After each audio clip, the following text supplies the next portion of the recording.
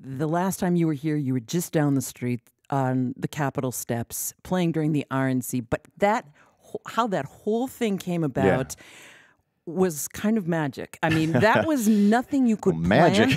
Magic with Riot Police. Talk to me about this, because seriously, I'm thinking to myself, here's a band like, Rage Against the Machine certainly couldn't have had a better place, a better platform, a better crowd, all of that. But the circumstances, just explain what. Yeah, well, I can run you through it from an insider's perspective. Do. We arrived to play the show on the Capitol steps, and we were the final group of about 4 hours worth of music that was going to be played. And as soon as we got out of the van, we were surrounded by Riot Police, and a cop walked up to me and said, "Are you Rage Against the Machine?" Yes. And I said, "I don't know."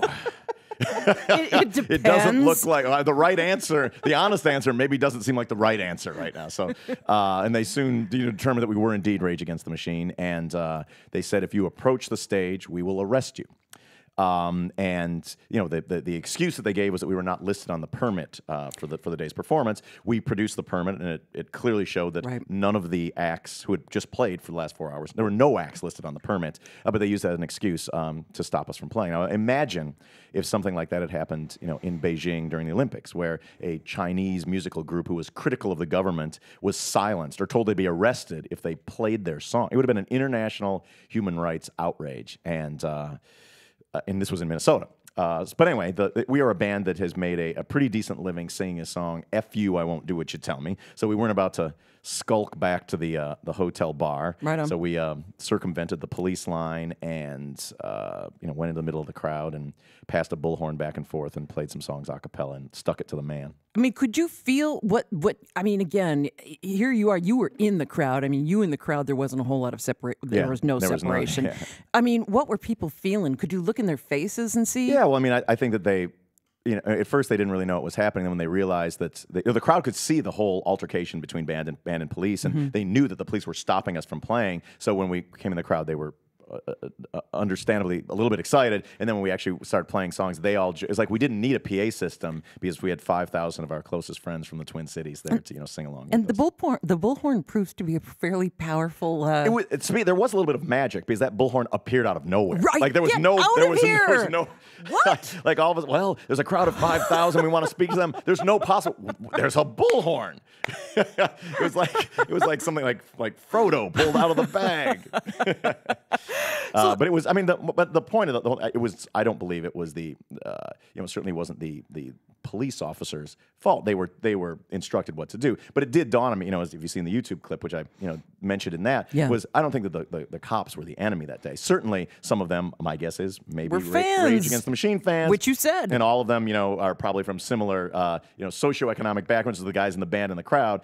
Vastly different circumstances than the delegates at the RNC, and it's my hope that one day they're able to sort of turn those batons and tear gas the other way. That is it's just an amazing story all around, and the fact that you were really in the center of that, I think, is something I would just remember for the rest of my life. Yeah, it was. Well, I mean, there's been a few of those moments in the history of both Rage Against the Machine and playing Night Watchman stuff too. Normally, the only thing about it was like we haven't really done a decent day's work unless there's tear gas. It's kind of a criteria at this point. Rubber bullets really go along with the whole thing. So, here's another thing that's interesting about you is that for an artist that has been known for so many different things, and yet, again, with all the same integrity and sort of social awareness that you have always had within your music and your lyrics, you're a really good guitar player. Most people don't really think I got to be a better guitar player. It's just, here's the message, here's what I'm doing. But are you like a dude that practices? Oh, well, I mean, I used to practice 8 hours a day when I was going to Harvard. What is wrong with you? No, that's definitely something. It was obsessive compulsive disorder. Clearly. There's no doubt. It had nothing to do with any sort of, I think it was silencing the voices in some way. Because in the world of practicing guitar, no one can hurt you. But it did help me amass a certain amount of technique. 8 hours a day when you were at Harvard. Yeah, and for a year after that as well. Yeah. Okay, so then your appearance in Guitar Hero. Yes.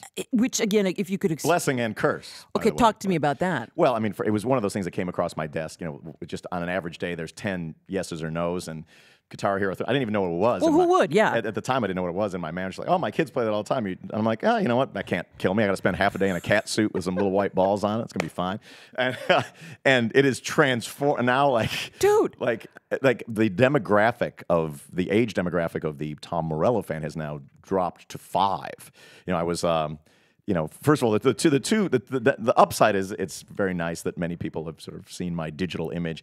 The two downsides are, one is every day some dude will come up to me in the street and go, "I kicked your ass at Guitar Hero, bro."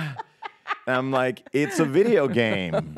Maybe you can kick my ass at Ms. Pac-Man too, but I wouldn't go hollering that out loud. Maybe you're good at Dance Revolution as well, but that's and then the other is it's like tiny children are now tiny children. I was coming out of the grocery store the other day, and this woman comes up to me and she's like, "My son Jimmy is a big fan. He's 5." I'm like, "Oh, that's nice. Will you sign something for him?" "Of course I will.